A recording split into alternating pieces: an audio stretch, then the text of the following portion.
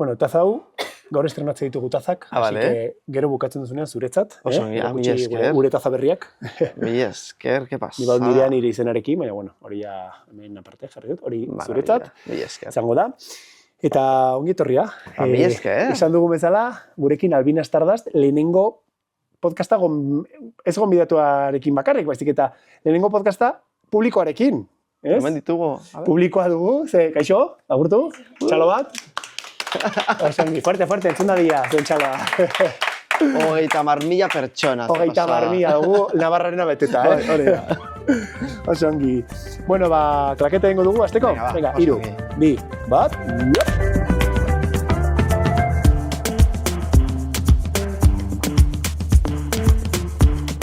Jaso solasean, Euskal Erreferenteen podcasta.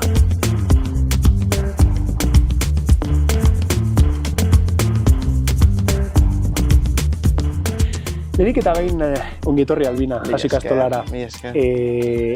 Lehenengo galdera egin behar dizuena, eta nik uste dut derrigorrez dena, nola nahiago duzu deitzea? Albina, bai. Politagoa da. Gaur zaude Albina bai, gainera. Mood. Ez que berez Albina nahiago dut, ze politagoa da. Ze zu artista bezala esaten baduzu, Eneko Garzia, pues pixkat flop. Bai, Garzia igual 1.000 daude Espainian. Bai, ez du ez esaten. Pues esaten duzu Albina Stardust, eta ja dirudina izela. Izarretako hautsa. Hori da. Nondi dator izena? Ba, berez doka historia handirik. Ninez oso txuria, ez ditut bekainik zekendu nituen, eta kendu zenituen? Bai. Laserrarekin? Ez, gutxiarekin kentzen ditut oraindik ere. Bai, draga egiteko erresagoa da. Azkenan dragatizok egiten duguna da, bekainak estali, osea, aurpegi guztia txuri-txuri jarri, eta gero ja aurpegi berri bat sortu. Orduan, zerotik, hori da. Eta bekainak estaltzea da kriston lana, osea, nik behar nituen gutxienez 40 minutu ongi estaltzeko. Bai, Orduan esan nuen, fuera. Eta gero esan nuen ile hori bat, oso argi hau ezala, eta lagun batek esan zian dirudizu Albina. Eta bapia gustatu zitzaidan. Klak. Bai, eta da pixkat ez dakit Eurovisión, es un poco, gustatzen zait, Albina Stardust. Fantasia, ez? Bai, eta hortik ez duka historia gehiagorik. Eta Stardust? Stardust da David Bowiek dauka alter ego bat, doitzen dela Ziggy Stardust, eta asko gustatzen zitzaidan. Eta Bowie-zalea zara. Oso. Ongi. Ordan hortik, baina egia esan beti esaten dute, gaur egun bestizen bat jarriko nuke, zalantzarik gabe. Bai, Bai. Eta zein duzu buruan? Ba, ez daukat, eta zu pentsatu nahi, ze igual gehiago gustatzen zait. Berren batean egin behar duzun berriro. Hori da, baina gaur egun jarriko nuke zerbait euskeraz, argi daukat. Bai, oso ongi. Bai. Primeran, kontatu diguzu ja nondik datorren Albina, nondik datorren, eta dezagun pixka bat, badakizu ikastola batean gaudela, eta joko dugu zure ikastola eskola garaira. Pixka bat, atzera egingo dugu, eta joan errepaso bat, zure bizitzaren errepaso txiki bat egiten, ongi iruditzen bazaizu. Eta kontatu diguzu nola izan zen zure aurrezkuntza garaia, lehen hezkuntza, DBH... Hau galdera, travesti bati egiteko. Ba, aitortu behar izut ez dira inoiz galdetu, baino... Zoriontxoa zinen? Ba, ez dakit, oso ona etzen izan, hori argi eta garbi. Bai. Oso ona etzen izan, ze, badakizue, gaur nola den, ez? Klaseko marikoia izatea, lodia izatea, oraindik ere, zen nolako bullyinga jasatzen duten, bai, zarantzarik gabe, bai. Ez zen izan garai honena, egia esan. Ez nintzen ere izan super, ez dakit, nuen oso gaizki pasa eta, baina bai gaizki pasa nuela, zarantzarik gabe, bai klaseko kideengatik, baita irakasleengatik ere, osake... Nola ikusten duzu gai hori gaur egun? Pixka bat bullyingaren gaia atera duzula, mai gainera, iruditzen zait, eskoletan jorratu behar den gai badela, zalantzari gabe, eta gaur egun baditugu erramintak horretarako, badaude kiba programa, badaude eskolae programa, gauza horietan laguntzen dutenak bereziki. Nola ikusten duzu egoera nola zegoen lehen, nola dagoen gaur egun, eta batez ere zu nola sentitzen zinen aurra zinenean, eta olako bullyinga edo jazarpena jasatzen zenuenean, eta etzen nuenen ulertzen zergatik, ez, batzutan. Ni aurra nintzena sentitzen nuna zen beldurra. Beldurra. Besteengatik. Bai, ia egunero beldurra. Joko zintuztela edo? Edo zerbait esan, edo begiratu, edo komentarioren bat, edo beti batzen zerbait. Eta hor, Enekok nola reakzionatzen zuen? Ez egiten. Orduan, nire barruan gelditu, eta listo. Eta inori ez kontatu ezer, eta laguntzarik ez eskatu, ez ezer. Ez da etxean? Ez da etxean, ez. Zin momentu horretan jasaten zenuen zure bullyinga, ez zenekien bullyinga. Hori, ez nion izenik jartzen. Ez nuen identifikatzen. Gaur egun igual entzunagoa. Bai, hori da. Eta gainera, gehien batzen ikustean ora jendeak esaten zian nor nintzen, nik jakin gabez nor nintzen, ez? Txikitan beti esaten dugute marikoia, gu jakin gabez zer den hori. Ez zer den sexualitatea, zer den generoa, zer den ezer. Gu izateagatik, ja etiketa hori jartzen digute. Nire azkeneko abestian, zuek abestieran esaten dute, zuen etiketa zikinak txikitatik bihotzera jaurtiak, eta hori da, ez? Txikitatik esan digute nor garen, zer egin behar dugun, zer egiten dugun ongi, zer egiten dugun gaizki. Eta hor hasi zen nire zalantza, osea, eske nik ez nekien zer zen sexualitatea, eta jendeak esaten zian marikoia nintzela. Eta horrek seguraski etorkizunerako ere eragina izan zuen, ni jakiteko nor nintzen edo zer gustoko nuen edo dena delakoa. Gogorra da, ez? Bai, baina eskala da. Eta prozesu gogorra pasatzen da. Eta gaur egun ikusten duzu gaur egungo egoera antzeko? Ba, nik uste dut baietz. Nik uste dut aldaketa bat egon dela, gehiago hitz egiten dugula, uste dut ere irakaskuntzan, bueno, orokortzen ari naiz, eta oraindik ere, baina gero eta prestatuagoak zaudetela irakasleak, baita ikastetxeak, eta bulinaren aurrean, protokolo bat edo dena delako aktibatzeko eta zerbait egiteko, baina oraindik ere gertatzen da, oraindik ere, uste dut oraindik ere foko handia jartzen zaiola bulina jasatzen dutenei, eta laguntza eskatu behar duzu, edo hau egin behar duzu, beste egin behar duzu. Askotan ere, konplize bihurtzen gara, ez? Isilpean geratzen garen. Bai, total. Osea, ez dugu jazarpenarik egiten, baina ez dugu jasotzen, baina hor gaude salatu gabe. Bai. Eta salatzen ez dugunok ere badugu erru handi bat, ez? Bai, totalmente. Eta hori zenbat, igual, askotan zen igual pertsona bakarra, baina pertsona bakar horrek bazituen bere lagun guztiak horri jarraitzen zutenak, ez? Nik ulertzen dut. Eta farra egiten zutenak. Hori da, nik ulertzen dut ere, eta esan nahi dut, guztiok egon gara hor, superviventzian, eta guztiok genuen enkajatu, ez? Lagunak izan, eta moduren batean guk ez jasatea hori. Eta horan ulerkorra da, baina uste dut badagaraia hezkuntzan irakasteko hori, ez? Ze pisu, ze botere daukan hitz bakar batek, begirada bakar batek, osea, far bakar batek, ze pisua, ze nolako eragin izan detaken pertsona baten bizitzan, bizitza osorako. Momentu bakar bat, bizitza osorako izan dezake eragina. Bai, gero askok esaten dute, ez, horren gauzak dira, no, ez dira horren gauzak. Hori da arazoa. Eta uste dut ere, lan handia egin behar dela gurasoak ezitzen. Eta hor, bai, badakit, erresa da nire posiziotik esatea, Hombre, zuk ja hartu duzu zure bidea, eta nola indartu duzu zure nortasuna, ez? Baina hor dituzunean, ezakin nola esan, dituzunean 8 urte, 10 urte, 12, eta zaudenean oraindik garatzen zure nortasun hori, ez? Olako egoera kudeatzen ez dakigu. Ez dakigu. Eta zaila da. Eta oso zaila da, eta batzutan igual ikusten duzu laguntza pixkatxo bat eskatzen duzunean, edo zertxo bait egiten duzunean, igual ez duzu jasotzen espero zenuena, eta horrek igual ere ez dizun motibatzen. Hori da, eta ordain esaten duzu, zertarako eskatu laguntza, ez dute zer jasotzen edo dena elakoa. Eta bai, oso zaila da, oso zaila da. Ze polita entzutea, egin modu irekian hitz egitea gai honi buruz, eta benetan miresgarria dela, Beharrezkoa ere, ni uste. Beharrezkoa da hitz egitea, eta realitate hori hitzak jartzea, eta izenak jartzea. Eta, bueno, ikustea ere, hau da, pixkat Mr. Wonderful, ez, pixkat oso polita dela. Aguakate jarriko dizuten. Total, dena oso polita, ez, baina, bueno, dena pasatzen dela. Momenturen batean, hobedo, kerrago. Bizitzak badituela bere gora berak eta... Baina, bai, eta ze askotan gertatzen dena da, LGBT pertsonoi buruz egiten dugunean, beti da, ez, ze haurtzaroa, eta ze zaila, eta ze no seke, eta beti oso iluna, ez, eta, bueno, bada, edo izan daiteke, ez dira guztiakola, baina izan daiteke, baina gero ere, pertsona zoriontsuak gara, badugu gure bizitza, gure lana, gure kuadrilla, gure familia, esan nahi dut, ez ongi dago, alderdi negatibo guzti hauek ikustea, izena jartzea eta hitz egitea, baina ez bakarrik fokoa hortan gelditzea. Askotan era arriskua hori da, ez? Bakarrik hitz egitea hori eta dirudi, ze gaizki pasatzen duten, ze tal, ze... Ez, gero ere, erakutsi nahi dugu ere zoriontsuak garela. Ez izan beldurrik LGBT izatera edo dena delakoa izatera. Ez dugu beldurrik izan behar. Dudari gabe. Eta hor, etiketak sartzen dira, eta hitz egin dugu buruz, eta aitortu behar dizut, orain dela gutxi eskolaren bigarren atala egiten, formazioa egiten, ohartu naizela, galdera igual da pixkat berezi ez, etiketak bai, etiketak ez, ni esate baterako mundu guztia etiketatzen dut persona hitzaren barruan. Eta horrek borobiltzen du, nire ustez, giza arraza. Orduan, beharrezkoak dira etiketa horiek, beharrezkoak dira norbera jartzen baditu, beharrezkoak dira beste jartzen badizkigute, edo akaso denok gara personak eta utzi bakoitzari nahi duen izaten nahi duen moduan eta... A ber, hori ere da nahiko Mr. Wonderful, nire ustez, zure ikuspuntua. Ze, bai, berez, guztiok nahiko genukena da etorkizunen etiketarik ez izatea. Eta guztiok gara pertsonak, berdin du norekin oheratzen zaren, edo nor maite duzun, edo nola jasaten zaren, edo nola hitz egiten duzun, ze berdin du dena gara gizakiak. Divino, perfecto. Zer gertatzen da? Errealitatea ez dela horrela. Gizartea ez dela horrela. Gizartea ez da horrela. Orduan etiketak behar ditugu, hasteko, jakiteko nor garen, gure identitateari izen bat jartzeko, eta izenaren bitartez lortu nahi duguna da ikusgarritasuna ematea. Eta erakustea, hemen gaudela. Etiketa horiek norberak jarriak. Norberak jarriak, beti.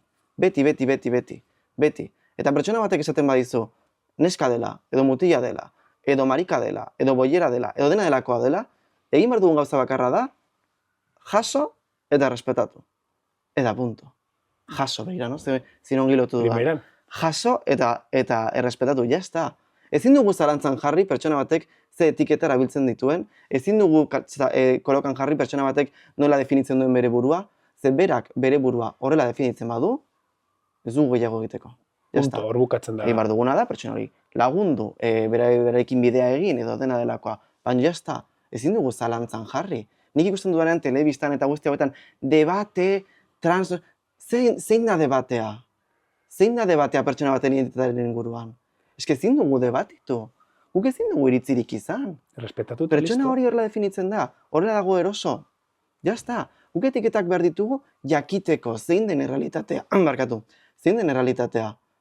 Zer realitate bat badago eta jendezko oraindik ez du ikusten. No? Hori, marikak existitzen dira, transpertsonak existitzen dira, eta jendezko ez ditu ikusten. Edo ez du ikusi nahi. Orduan, etiketak behar ditugu hortarako erakusteko bai. Existitzen gara, bai. Hemen gaude, eta bai. Arro nago. Ez naiz tolotxatzen, ez dut nire burua berriz izkutatu nahi, ez dut beldur hori sentitu nahi, eta ez dut sentituko. Arro nago, hemen nago. Gomendatzen dizut ikustea gure 8. musikala Aske izenekoa, genuena, horren inguruan, badago YouTubeen, eta badago kantua da izen zuen ere dela etiketa bat duzu, eta beste bat izen dena Arro nago. Eta benetan politak direla, zeren mezu hori transmititu nahi izan genuen, eta uste dut bat datorrela esaten ari zarenarekin erabat. Ze marabila, ikusiko dut. Eta argitzen nahi dut hori, etiketak beharrezkoak direla, hori, ikusgarritasun emateko, baino, helburu ez dakit zoragarri bat zagoneteteke, etorkizunan, etiketarik ez izatea. Hori da bidea, etiketa jartzea, etiketarik ez egoteko. Hori da, baina ez ezberdintzeko ere hainbeste gizon, eta emakume, eta hau, eta bestea, dena da superbitarra. Orduan, helburua izango litzateke, denak izatea gizakiak, denak disfrutatzen nahi dugun bezala, jantztean nahi dugun bezala. Ez izatea presio estetiko hori ez, gizona zara, bazu prakak eta no sé cuantos, eta zu neska, bazu hau eta bestea. Aitortu behar dizut, super nekagarria. Aitortu behar dizut, podcasta prestatzen, ez hau bakarrik baizik eta zerrenda, gomitatuen zerrenda jartzen nuenean, sortu nuen kategorizazio bat jakiteko emakumezkoa edo gizonezkoa ziren, eta bapatean, iritsi zinen zu, eta txipa aldatu zenidan. Eta apurtu nuen eskema. Eta esan nuen, zergatik demontre egin dut kategorizazioa gizon eta emakumeetan albina ez bitarra denean. Eta zergatik ez dut hasieratik 3. kategoria sartu. Eta nire buruari nolabait egin nion hausnarketa hori eta sentitu nintzen gaizki nire buruarekin ez zitzaidalako egokia iruditzen eta uste dut dela gizarteak nahi gabe jarri didan motxila bat, ez? Hori horrela pentsatzea eta zuzenean gizonezkoak eta emakumezkoak eta uste dut holako hausnarketak eta zu bezalako pertsonekin egoteak irekitzen digula asko ikuspegia. Irakasle, ikasle, zein persona orokorrean. Hori da gertatzen, uste dut gaur egungo gauzarik zoragarriena, gaur egun dugu baitugu informazio iturri pila, interneten, podcastak, telebista, liburuetan, klasean, dena. Eta zoragarriena da, gaur egun ahots berri asko entzutuko aukera dugula. Eta zure euskeraz gainera. Eta euskeraz gainera, noski baiez, beharrezkoa ere. Hombre. Noski. Eta horan hori behar dugu nire ustez, ahots berriak entzun, errealitate ezberdinak entzun. Guk adibidez, hemen denak gara txuriak edo denelako eta entzutea, pertsona arraztelizatu baten errealitatea. Nola bizitzen duen. Berak azaltzea, zer den arrazakeria, edo nola jasaten duen, gu askotan ere, ez gara konturatzen, baina guk ere egiten ditugu gauza arrazistak. Zalantzarik gabe komentarioak, edo ez dakit... Brongano galetzen zuen, zer zala, matxistagoa eta hausnartzeko maten zuen, ez? Bai, eske guztiok ditugu jarrera hauek. Egin behar duguna da, entzun eta ikasi. Mikroarrazakeriak, mikromatxismoak, ez? Hori da, eta aldatu eta ikasi. Eta aipatu duzuna, ez bitarrena eta generoarena, gertatzen dena da, gizartean dena da bitarra. Dena, komunera joaten garenean, erabaki behar dugu. Arropa erosten dugunean, erabaki behar dugu. Baina eske, atzo hausunatzen genuen, eske, jaio baino lehen ja esaten digute zer garen, ez? Neska edo mutila. Globo arroxak edo globo... Eta orduan dena arroxa edo urdina, eta arropa arroxa edo urdina, ja? Jaio baino lehen ja ezartzen digute beti generoaren garrantzi hori, ez?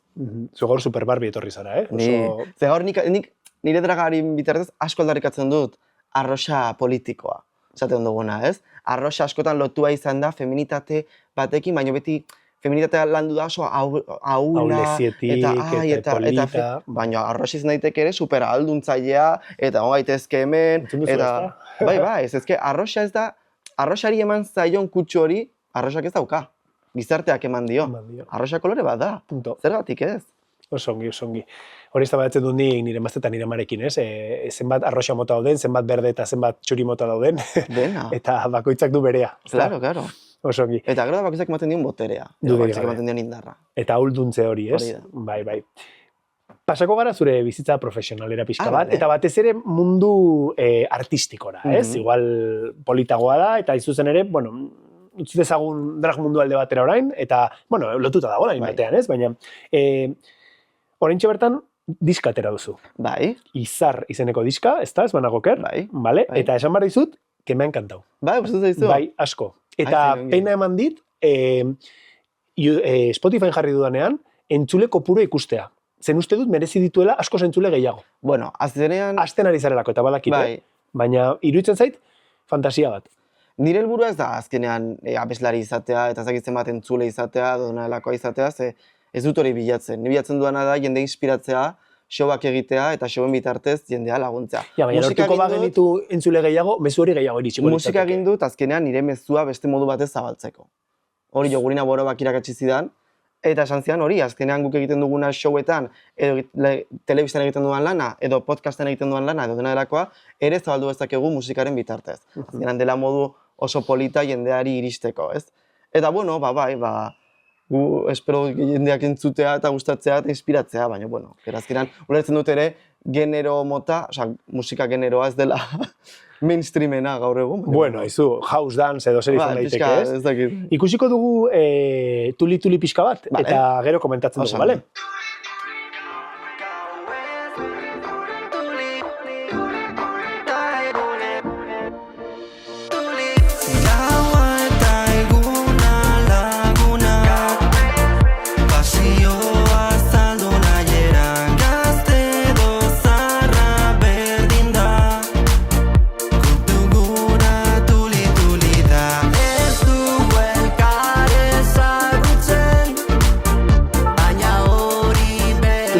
Zenbadakit baduela, Iruñan bereziki baduela konnotazio berezi bat, ezta? Bai, niretzat tuli-tuli da besti oso berezia, ze Jogurina Borobak niretzat erreferente bat, eta berak proposatzidan abesti hau egitea. Eta berez, abesti hau jaio zen, egon ginenean behin Bilbon hitzaldi batzuetan, Egamek antolatutako hitzaldi batzuetan, eta Iruñako Egameko lankide batzuk komentatzen zuten, hemen erabiltzen zela tuli-tuli hitza. 80. hamarkadan, eta aspaldi. Ze, garo, gaur egun ikusten ditugu marikak kaletik eta marabila, baina lehen ez zen hain erresa. Osa, lehen adibidez tabernetara, osa... Txokoak bilatu behar zituzten, ez? Osa, inkluso, bueno, marikentzako tabernak edo, osa, timbrarekin ziren eta sartzeko baimen ezen bat, osa... Pasaitzakin kasi, ez? Pasaitzakin kasi, bai, hori da. Eta tuli-tuli erabiltzen zen segurtasun kode bezala, ez? Orduan, bazekitenean espazio bat segurua zela, bazekitenean espazio hortan bazegoela xarma. Bazten zen tuli-tuli, bertan badago tuli-tuli. Bazten hor badagoela tuli-tuli. Eta orduan guri... Klabea, ez hitzgakoa. Hori da. Eta guri zauzegun pila bat, ze da, hemen jaio den zerbait, Iruñan jaio den zerbait, eta azkenean egin genuen izan zen, omenaldi bat gure borroka egin duten guztiei, ez? Eta nola egon behar ziren segurtasun kode hauek, eta nola egin behar zituzten beren bizitza izkutuan, eta gaur egun gu hemen egoteko. Eta haiei esker, eta segurtasun kode hauei esker, eta hainbeste borrokatu duten hauei esker, gaur gaude hemen gu, eta espero dugu etorkizunen zuek ere jarraitzea, gure borrokarekin. Jo, zalantzari gabe. Eta Durangoako azokan egon zara horren arte. Bai. Eta gainera plateroenean ere, bete duzu, eta gustora, konta esperientzia bizkat. Oso polita izan da, nire lehenengo aldia izan da, lehenengo diska, lehenengo aldia Durangoko azokan, eta marabila, diska pila saldu ditut, jende askorekin ere naiz ere, argazkiak egiten, sinadurak, nik sinadurak uste nuen jazera super vintage, baina ez da hendik ere eskatzen dira.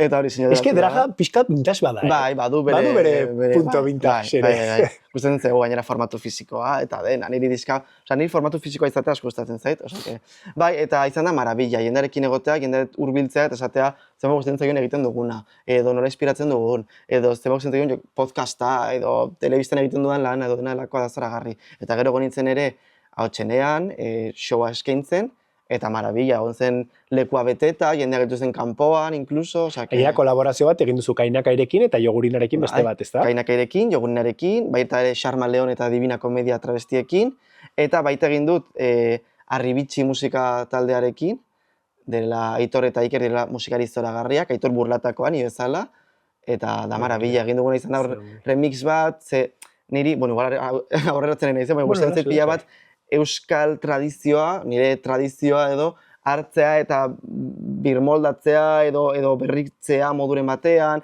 travestismora hurbiltzea, eta horri bezin genuen Arribitxiren remix bat, non soinu guztiak aldatu ditugun euskal instrumentoekin. Ze ona. Orduan juntjuna sartu dugu, trikitixa, dena. Ze ona. Jo, hemendik, adibidez Kainakai gonbidatu nahiko genuke, hori da Kainakairen kamara, zike saiozu. Kai Maitia, etorri zu ere, bebaritugula rubia gehiago ni bezala hemen egoten, eta mezu zoragarri hauekin gainera zuzarela fantasia, etorri kariño. Bidaliko diego, mezutxo. Vale, oso bitu.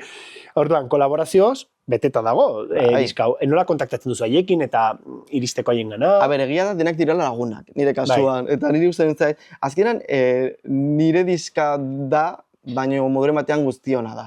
Ze diska hau egin dut dena lagunekin, eta hori zoragarriena, nire inspiratzen daute pertsonek. Eta uste dut pertsonekin egotea, eta jendearen iritzia entzutea, eta jendeak baitu ideia zoragarriak, gazteenak, helduenak, Jogurinak baitu ideia zoragarriak, baina bapatean etortzen da Xarma dituela orai 20 urte, eta bapatean ditu ideia batzuk esaten dut, da fantasia, hutsa, eske behar dugu hau, ez dian nire ustez, behar ditugu iturri guztietatik edan, eta zerbait berezia sortzeko. Eta bai, egin dut denak lagunekin, egia esan guztiak nahiko modu naturalean edo organikoan jaio dira, eta bai, oso. Lehenengo showa Durangoko azokan egin zenuten, edo bazenuten aldez aurretik estrenatua? Izar diskarena lehenengoa izan da Durango, bai. Eta prestatu zenuten espreski horretarako, eta ensaioak nolako izan dira? Ensaioak ere... Non ensaiatzen duzuen, nola... Ensaioak egin ditugu Burlatako gaztelekuan, eta bertan, nire lagunekin, dantzariekin, direla zoragarriak, baiekin bildu, eta berriz ere, beren ideiak entzun, ideiak entzun, eta elkarrekin zerbait sortu dugu. Zen komposizio prozesua, nondik abiatzen duzu edo, nola lehenengo letra sortzen duzu, gero musika, lehenengo musika, gero letra... Lehenengo musika eta gero letra egitea. Ze alderantziz egiten badut, ez zait ateratzen.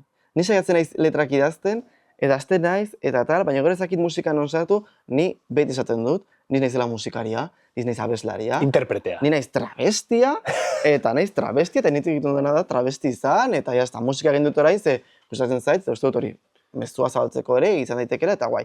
Baina beti egiten duguna da lehenengo musika sortu, Rubenekin dela zoragarria, eta musika sortzen dugu, ni beti esaten berriz ere, iturriz berdinetatik, eta inspirazioak. Gustatzen zait, txerren abestia, ezakit noren abestia. Begira, txer daukatemen apuntatuta. Ez que txer da dena. Txer da drag munduaren ikonika, ez? Bai. Orduan hori esaten dizkio, eta berak sortzen du musika, eta musikarekin hasten gara zerbait idazten. Gainera, beti izaten du normalan ideia bat, eta gero abestia bukatzen izaten beste gauza bat. Baize, adibidez, Arribitxi datzi nuenean, Arribitxiren letra da, precisamente hori Arribitxiak garela, zoragarriak garela, eta ez garrantzitsua den gure buruari esatea zoragarriak garela. Egun, esan behar gure buruari zoragarriak garela. Eta berez, baina berez, egin behar genuena zen, ideia zen, kulturari buruzko hausnarketa bat, eta kultura matxista, eta ez dakize, Baina, karo, gero bera izan abesti hori, hain alaia, hain dantzatzeko, hain tal, eta seginen idazten, eta esan genuen. Fantasia. Fuera. Egingo dugu dena fantasia, eta onena naiz, eta maravilla, eta gloss, eta no seke. Eta ordan, pues ara jo genuen. Gustatzen zait, esaldia, ez dakit arrebitxin den, esku batean katxia eta gloss, esku batean eta bestean Versace. Eta bestean Versace, claro. Ze hori da gure realitatea. Azkenean ez, pues glossa da pixka travestismoa, katxia da Euskal Parranda, txosnak eta dena, eta bestean Versace, glamurra eta divinismoa. Oso ongi. Eta txerra ipatu duzula, zerbait izan bada travesti mundua, eta justo kasunetan zua egiten ari etzarena da playbackaren mundua. Playbacka izan da ezaugarri, travestien ezaugarri baten puntu batetan, ez? Bueno, gero nire showetan playback desente egiten dut. Bakerizo puntu bat, ez daukazu? Bueno, ez dakit bakerizo. Las nazis rubias. Bai, ni ez naiz fascista, baina bueno. Bestela bai. Bestela bai. Ni playbackaren oso alde nago, eta travestiok aldarrikatzen dugu playbacka. Zergatik? Ze ezaugarri, badauka konnotazio bat atzetik, horrek? Edo bestirik gabe da kulturalki etorri zaizuen zerbait? Alde batetik ez dugulako ongi abesten. Ze travestik ongi abestu dutenean, abestutzen dute, baina ez. Gehien batzen da kulturalki zerbait sortu duguna, ez? Erakustea showa egitean zer den, ez? Izan da, osea, show bat eskaintzea non ez dain garrantzitsua ahotsa. Show batzutan oso garrantzitsua da ahotsa. Adibidez, Adelen kontzertu batean, playbacka ikustea izango litzateke pixkat bajon, ez? Guk ere gure musikaletan hori aldarrikatzen dugu, zuzeneko kanta dena... Ez que begira Britney Spears. Britney Spears ikusten dugunan, ikusi nahi dugu bere ahotsa zuzenean. Pues ez, ikusi nahi duguna da, bere showa, bere koreografiak igotzen dela, jisten dela... Barkatu esatea, ni nahiko purista nahi zautxarena, baina Beyoncé nik zuzenen ikusten baldin badut, nik Beyoncé ikusten nahi dut dantzatzen eta kantatzen. Hombre, ja, baina, karo, askari jara, adibide horrekin, o Lady Gagaren adibidea jartzen badiguzu, pues, karo, jari gara beste maila batean hitz egiten. Oie, konparatzen bai zu Beyoncé edo Lady Gagarekin, igatik, marabilla, Baina gu ez gaude maila horretan. Hau bilatzen duguna da, interpretazioa, showa, eta uste dut, travesti showetan klabea den zerbait da imaginazioa. Eta orduan, jolasten dugu gauza askorekin, ez? Da pixkat antzerki antzeko bat, look aldaketa asko haude, baina zuzenean izan daiteke Rose eta kendu eta jarri eta bestea, edo apaten izan daiteke pertsona batek, pues ez dakit Pikachuz jantztea, eta Pikachuz jantzita egitea, pues Lola Flores, ez dakit, osea, baten jendeak ditu ideia zoragarriak, eta sortzen ditu oso zoragarriak, hori uste dut, imaginazioa oso garrantzitsua dela, eta gero ikusi dugu, nola drag munduak inspiratu dituen Beyoncé, Lady Gaga eta guzti hauek, eta haiek aitortu dute ere, ez? Drag mundua, ballroom mundua, hau denak nola inspiratu... Barkatu, neofitoentzat zer da ballroom mundua? Ez zaila, hau, azaltzea. Ballroom mundua da, estatu batuetan, 70-garren hamarkadetan, biltzen ziren LGBT pertsonak gehien bat arrezalizatuak, beren etxatetik bota zituztenak, eta bar, eta hori egiten ziren lehiaketa antzeko batzuk, non bazioen kategoria ezberdinak, ez? Adibidez, egiten zen pasarela eta bazegoen kategoria da, pues ez dakit, royalty, ez? Eta baten jantzi bat ziren erregin edo errege bat bezala eta pasarela egin, eta boge dantza egiten zuten, beraiek asmatu zuten boge dantza, gero Madonna hartu zuela, berri zen inspirazioa, eta orduan, hori da ballroom mundua, ez? Hor biltzen ziren pertsonak. Show estilo horrek. Hori da. Anitza. Eta haiei esker gaude hemen, orduan haiei eskerrak eman behar diegu beti. Eta hau inspiratu dute beste artista batzuk, hortarako. Orduan uste dut, drag munduaren elementu klabe bat izaten da beti imaginazio, originaltasuna. Eta horrekin lotuta, drag mundua atera duzula berriro, hor, zuek arazo administratiboak izaten dituzue? Nolabait, arazo administratiboak, nortasun agiriak, esaten duzuna lez, komunen asuntoa, edo azkenean zure formulario bat bete behar duzunean, ez? Ze mugak ikusten dituzu zure kasuan? Travestiok gehienetan egiten duguna da, hau erabili showetarako, gure antzerki. Alter ego bat da, ez? Moduren batean, azkenan ez dut hainbeste esaten alter ego, ze eski aldatzen dugu bakarra da, iorde bat janztea, edo ez, gero azkenan berdin hitz egiten dugu, da fantasia jartzea, ez azkenan. Beyoncé eta hauek denak zer egiten dute ere. Peluka jantzi eta bodia jantzi eta fantasia bat sortu, hauk egiten duguna ere fantasia sortu gero. Nire egunerokotasunan jartzen dut Eneko Garzia, eta ez dut arazorik. Ara zizaten dut jartzen dutenean. Ez duzu apurtzen Enekorekin? Ez, eta bizitzen dugu, eta ez dut arazorik. De hecho, podcasta egiten dut Eneko bezala. Mazkena, imaginatu egunero egitea, grabatzeko, perezoi bat, ez baina. Baina bai, ez dut apurtzen Eneko Garzia naiz, ez dut arazorik. Albien ez Lady Gaga ez da ditzen Lady Gaga. edo Beyoncé ez da deitzen Beyoncé, bakoitzak badu bere izena, gero ez. Eta gure kasuan gauza bera. Arazo izaten da generoarekin, oraindik ere genero ezbitarra ez dago onartua. Egia da formulario askotan ja hasi dira, eta zoragarria da, baina bueno. Bueno, aprobetxatuz gaur dela gure lehenengo podcasta publikoarekin, utziko diogu tartea galderetarako, bai? Beraz, mikrofono hartzen baldin baduzue, hor duzue, nork botako du lehenengo galdera, esan zuen izena bizenak, eta botazazue. Zer mailakoak zarete? 6. Karo. 6. mailakoak, oso ongi. Venga, aurrera. Ni Mark Maza naiz, eta gure galdera bat, da ze mezu transmititu nahi duzu goizarte abestiarekin? Goizerarte abestiarekin, hasteko uste dut, mezua dela emakume bat eta travesti bat elkarrekin musika egiten, hori ja bada mezua, eta gero mezua da gozatzea, disfrutatzea, onenak garela. Uste dut ez, alduntze mezu hori daukala, ez? Bi emakume ongi pasatzen, disfrutatzen, eta jaia eta no seke, bi rubia tremendas, eta hori da. Oso ongi, beste galderaren bat hortik? Ni Alba Fernandez naiz, eta galdetuko dizuen galdera, hau da. Ze sentsazio edo ze giro sumatzen duzu drag eta travestiak diren pertsonen artean? Nahiko ona egia esan. Egia da, badago da denetarik, leku guztietan bezala, azkenan artearen mundua badakizunlakoa den, nahiko kompetitiboa, nahiko tal. Baina guk hemen adibidez, Iruña herrian egin duguna izan da familia bat sortu. Eta horren adibide dugu Lumak Travesti Fest. Zuhauzu ezagutzen, Lumak Travesti Fest da urtero Burlatan antolatzen dugun jaialdi travesti bat, non biltzen garen Iruña herriko, baita pixkat Euskal Herriko batzuk ekartzen ditugu, baina gehien bat Iruña herriko 11 travesti, eta egiten dugu show, pero baina zoragarri bat, handia, aurrekontuarekin, dantzariekin, eta zerbait super handia. Orduan, hemendik, konbidatzen dituzet guztioi, etortzera, datorren urtean, ekainan izango da, Lumak Travesti Fest. Zuen familia ikustera. Gainera nire eskolan. Ermita Berrin. Egira. Nire amak klase eman zuen Ermita Berrin. Bai? Baina gero zizurrera pasatzen, baina bai. Ostra, gero komentatuko dugu. Ni Ermita Berrin ikasi nuen, eta kari, imaginatu niretzat, lehenengo aldiz egin genuenean, lehenengo Lumak Travesti Fest izan zen Udal Parkean, baina bigarrena eta hirugarrena.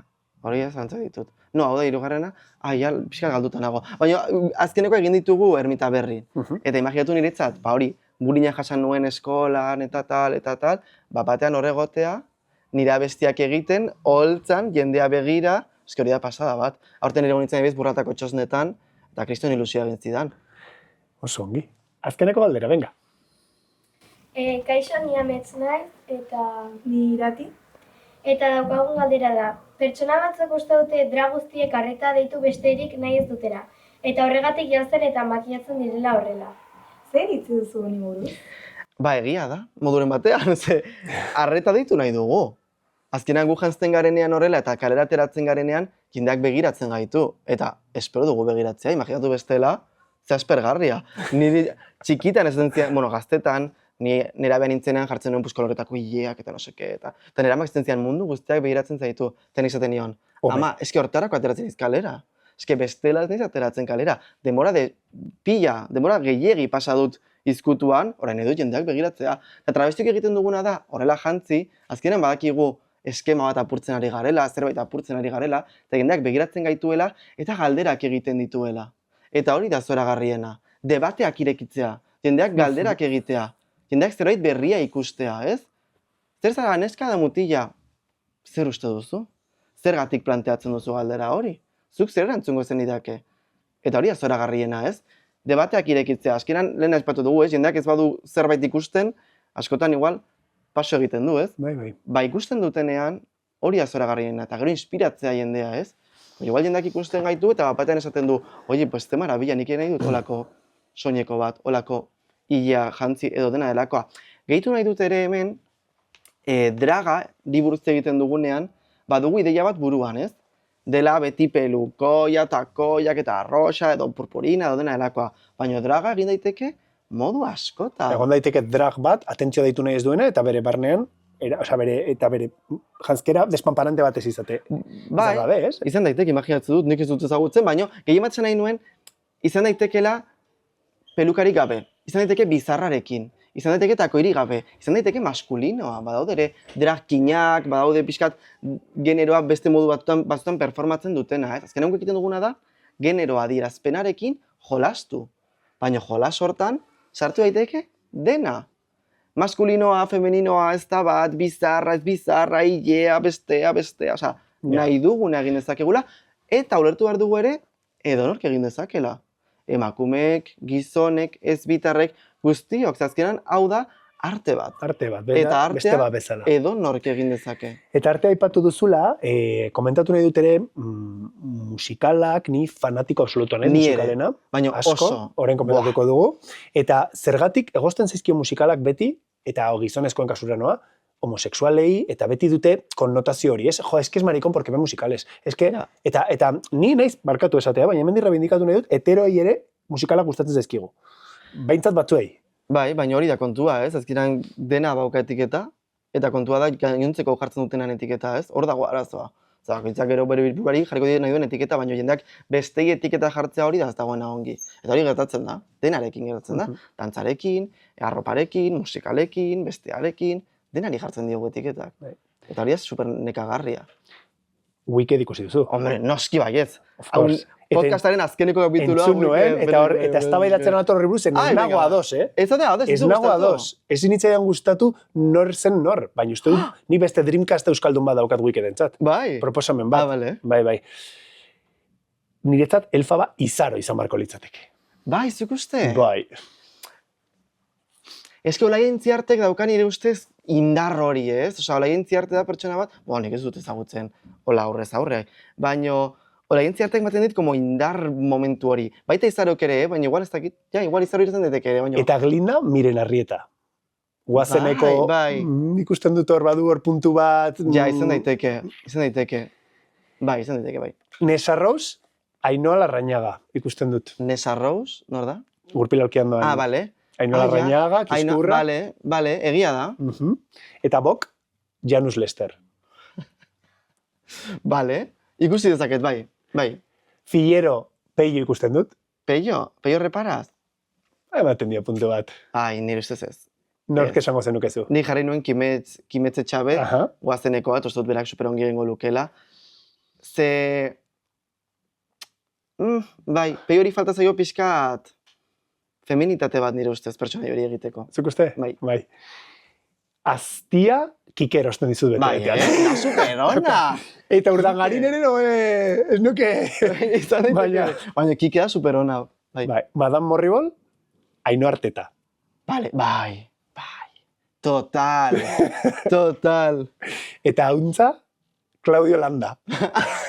Nik uste dut gehiago Julian Jantzi ere, baina Claudio Landa ere izan ziteke, bai. Eta zure Dreamcasta Baianarako? Baianarako. 3, Baiana, Moui, eta Amona. Bale, Baiana bai izan behar dela, norbait super indartsua, super bapatean, ez? Nik Ainhoa ikusten dute, Ainhoa Larrañaga. Ainhoa Larrañaga, bai. Iekizkur horrekin, ez dakit ni ematen dit itxura. Ja. Bega, utziko dugu Ainhoa. Ainhoa. Bai. Maui? Zaila da, Maui, kostatu zain niri, pentsatzea. Izan behar da norbait, harri jasotzailea edo lako zerbait. Perurena. Perurena bapatea, no sé, imaginatu. Michel Santamarina pentsatzen nuen nik igual. Badakizun orden, agarrin agertzen ari da, nola bai esemanitan agertzen ari da. Bale, ez nabil ikusten, baina izan daiteke norbait handia, bai, indartsua. Eta Amona? Eta Amona. Eske Amona zoragarriak ditugu Euskal Herrian, eh? Toti? Martínez de Lezea? Bai. Besterik ikusten duzu hortik? Ja, eske pilatzen ari naiz horrela goenkaleko norbait edo lako zerbait. Lourdes. Bai, total. En fin, osongi.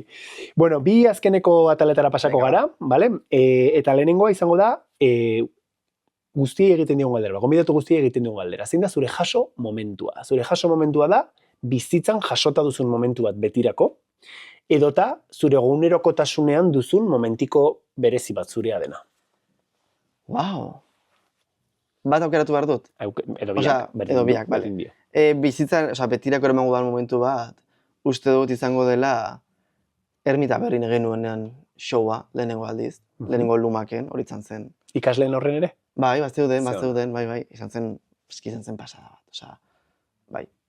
Hori zalantzari gabe, izan zen moduren batean zirkulo bat istea, ez? Eta jazta, eta aurrera jarraitzea. Hor egiten ziaten bulina, hemen nago ni gaur hau kontatzen, ez? Bai, hori da. Osea, eske hemendik... Anerrek bertsoan bota zuenaren estilokoa, ez? Hori da, eske momentu bere izan zen, bere munduan, bertxotan, ni nire mundua, travestismoan, baina bai gauza bere izan zen.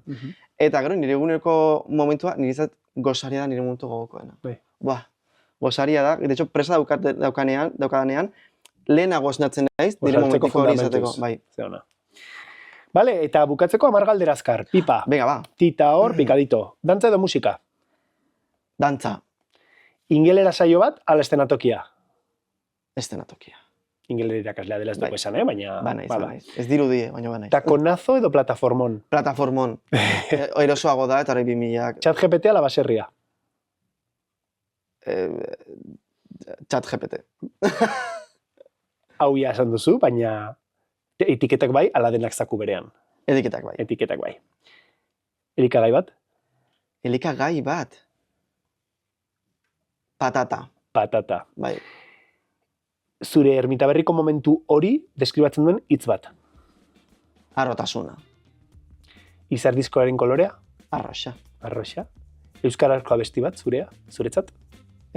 Zurea dena? Zure doinua. Eta Albina edo Eneko hitz bakar batean? Travestia. Pues eskerrik asko, Albina, eskerrik asko Eneko, gurekin egoteagatik, Albina Eneko travestia, hola definitu du bere burua. Mila esker, gure etortzeagatik, gure podcastara etortzeagatik.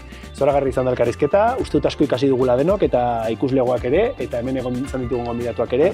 Beraz, nahi duzun arte. Mila esker zuri, eta zuei etortzeagatik ere marabila zarete. Eta teknikariari ere, mila esker.